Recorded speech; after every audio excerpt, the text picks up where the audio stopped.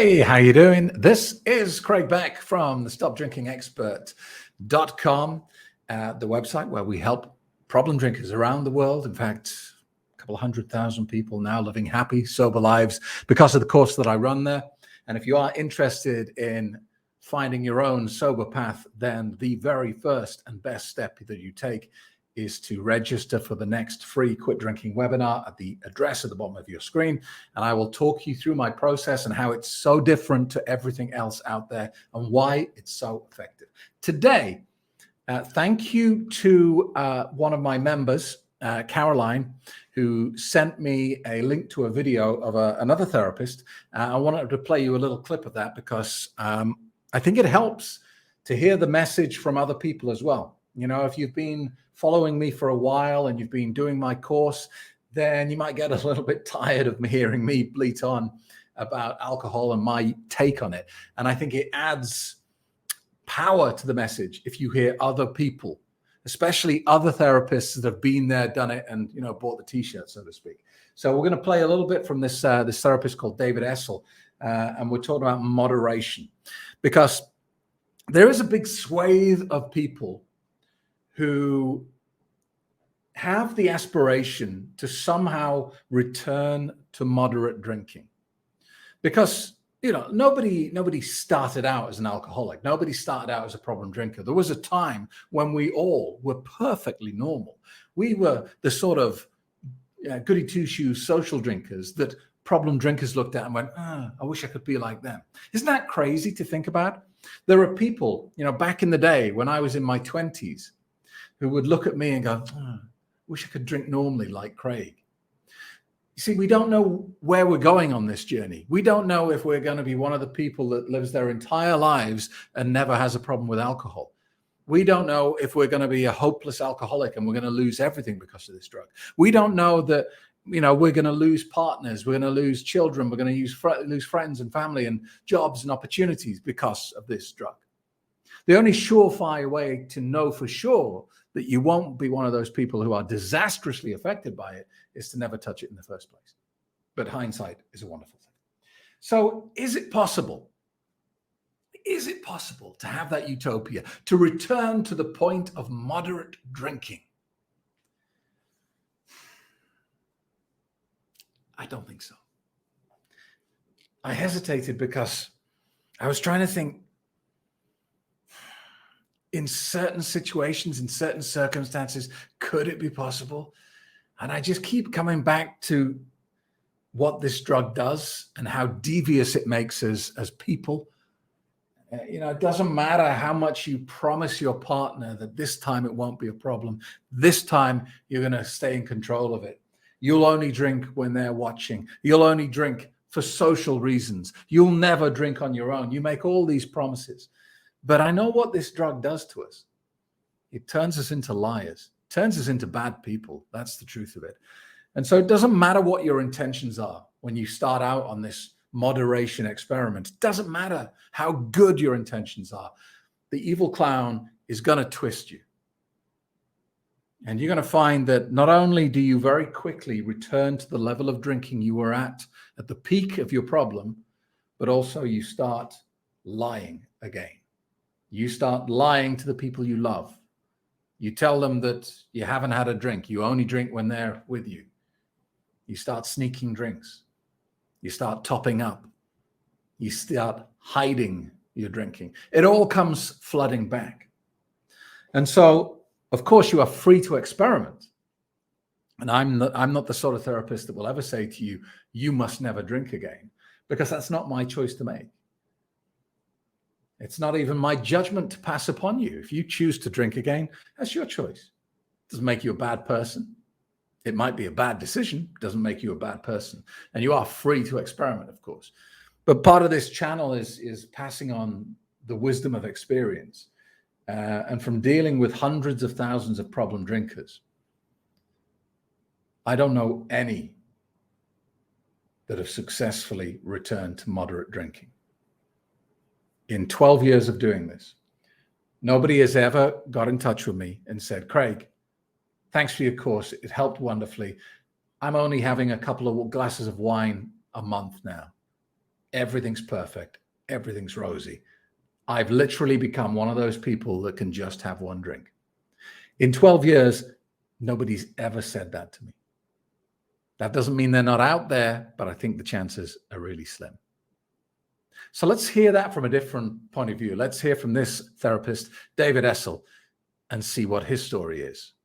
Is it possible, after being sober for a month or a year or 10 years or 20 years or whatever it might be, to go back and to drink moderately, to just drink at weddings or just on birthdays or just on New Year's Eve and, just a few times a year? Or is it even possible to moderately go back and have a glass of wine with dinner? And it's a great, great question. And the answer that I can share with you right now from doing this work for 20 years and being involved with conferences and being involved with treatment centers is that for almost everyone that I have ever spoken to, the answer is we haven't found a way yet. Now, that doesn't mean it might not work for you. I don't know. I'm just saying that in all 20 years, I've yet to meet anyone that was able to go back and to drink moderately or to drink minimally even. And let me give you an example of something that happened not too long ago. I was working with a woman that I know very, very well from the treatment. I'd helped her get sober over 10 years ago. And she had asked me, she'd come in one day, set up an appointment, and said, hey, I want to come back in and just sort of go over everything about what's going on. And so in the middle of a session we were doing, she said, okay, I want to stop and tell you why I'm really here. I've been sober for 10 years. Your program helped me get sober. I've followed everything that you offered me. I've been doing this work really diligently, and I think it's time that I can drink moderately. So I asked her why she thought this was the time, and she said, well, I have 10 years underneath my belt. I have a loving family that supports me. I have a great relationship now that I'm sober. And she just listed all these different things, and she said, I really think that I can go ahead and just have a drink now and then. So I said, well, did you talk to your family about it? And she said, yes, I talked to my partner, and my partner said that he would support me, whatever decision I wanted. And he doesn't drink, and she said, but he said he would support me, and that if I wanted to, as long as it was in a controlled environment, meaning in their house, that, he would say, sure, and as long as I didn't drive and all these things. So we spent the rest of the session talking about this, about the concept of drinking moderately after being sober for 10 years. And at the end of it, I said, well, I can't condone it. I can't say, yes, definitely go and do it, but I said, if you think you want to give it a shot, you want to find out if you can do it, then go ahead. So a week later, I get a call, and she said, is there any way I can come in and see you today? And I said, yes. And so she came in and she told me her story. She said, she went to the store, and one of the first things she did was she bought 2 bottles of wine because she was anticipating that she was just going to have, a drink that night or 2 drinks that night. And then another 4 or 5 days later, she'd have another couple drinks. And she went in, and her partner was there, and so they were talking, and she was laughing about how exciting it was after 10 years of not drinking that she was going to have a drink. And so finally it came to be that time at night, and she said, let's go ahead and open the wine. So they opened the wine, and he doesn't drink, and so she poured herself a glass of wine. And she said, it was like the first glass of wine was amazing. She said it was really, she goes, it brought back so many laughing memories and laughters and things that, she really relished about being able to sit back and relax and have a glass of wine.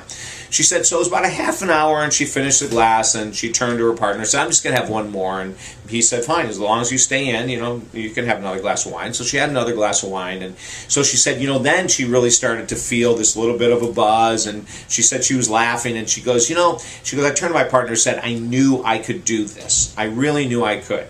Well, she said before she really even thought again, she had another glass and then another glass, and the bottle was empty. And she said the whole time she really wasn't thinking that was a bad thing. She hadn't drank in 10 years. The last time she had drank, she could easily drink 2 bottles of wine a night, which is quite a bit of wine. She's not a very big woman. And she said before she knew it, she was opening up the second bottle. And now she said it was about 11 o'clock at night, and he said he needed to get to bed. And he said, you've opened the second bottle. And she said, by then, I said, yeah, I'm absolutely cool. So she drank half of the second bottle, and then she put the glass down and said, oh my gosh. Within one night, she was just about back at where she had stopped drinking to get help because it had turned into a huge problem 10 years earlier. So she came in the next day and we talked about it, and I said, look, there's no guilt here. I don't want you to have any guilt whatsoever.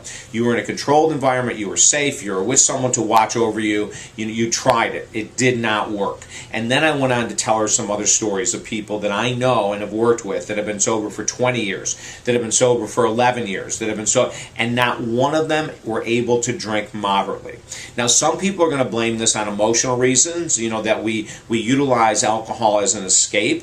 And so we want that unbelievable connection with the escape feeling to continue on and on and on, which is one of the reasons why we can't stop drinking, whatever we're trying to escape from. Other people will say it's the gene. In 2000, they found the genome for alcoholism, and they'll say it's in your family, and the gene, once it's triggered and you have a glass of wine, is going to carry on and carry on and carry on. Other people I've talked to who were sober for a number of years and went back to drinking found that they could drink moderately for about a week. And then after a week, they went right back to their current level.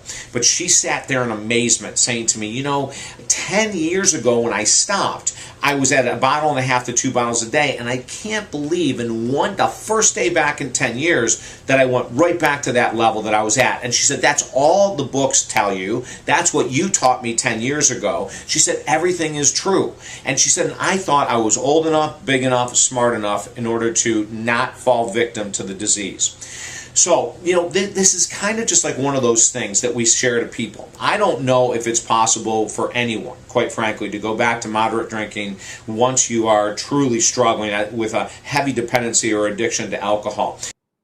So, completely different therapist. Never heard of the guy before, never met him, certainly, but telling a story that I can completely relate to, I can completely empathize with, because this drug knows what it's doing. And it continually replicates what it likes to do.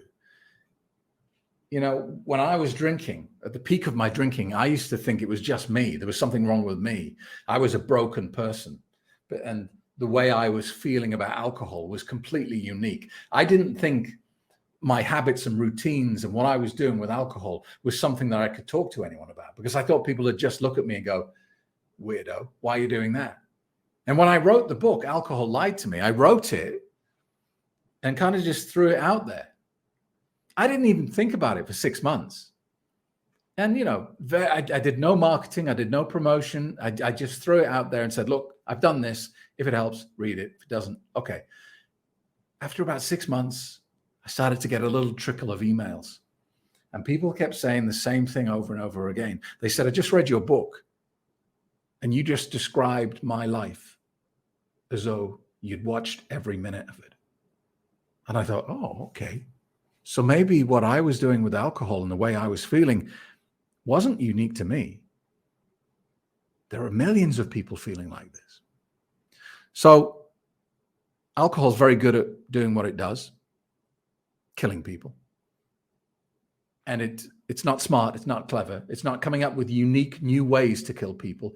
It's doing what it's always done very effectively. So the problems of alcohol will keep being replicated in people around the world until we wake up.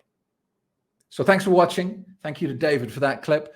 And if you are worried about your drinking, do yourself the biggest favor of your life and sign up for the next free Quit Drinking webinar. The address is at the bottom of the screen. And before you go, hit that subscribe button and ring the bell as well. Thanks for watching, and I will see you in the next video. Discover the world's most successful and respected online quit drinking program today. I'd say really consider this because it's different. It's different to anything you can find out there. Are you finally ready to take action? Your sober journey begins 11 a.m. Sunday. Reserve your space at my next free Quit Drinking webinar.